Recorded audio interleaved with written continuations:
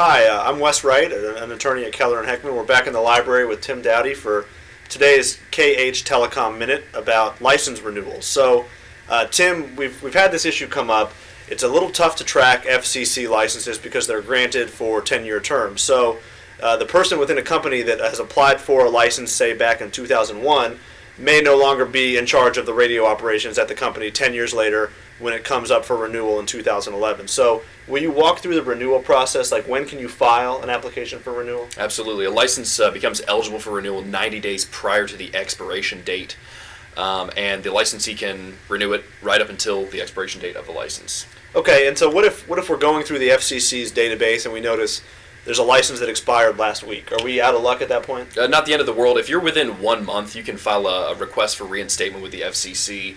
The licensee submits the request, and the FCC typically responds positively to those requests. Okay, so as long as you get it in within 30 days after the license expires, right, they're going to favorably consider that probably. But if you're outside that 30-day window...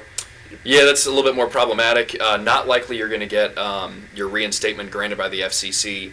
Typically, our best suggestion in that situation is to cancel, if it's not already been automatically canceled by the FCC system, go through recoordination of either the same frequencies you previously had or new frequencies, and go ahead and relicense the system. Okay, that makes sense. And does the FCC let you know when licenses are coming up for expiration? They do, yeah. There is a contact information section on every license. It doesn't appear on the hard copy license, but it's in the database. We typically list ourselves as the contact for our clients. The FCC will send out actual hard copy letters, notifying you of upcoming renewals or upcoming expirations.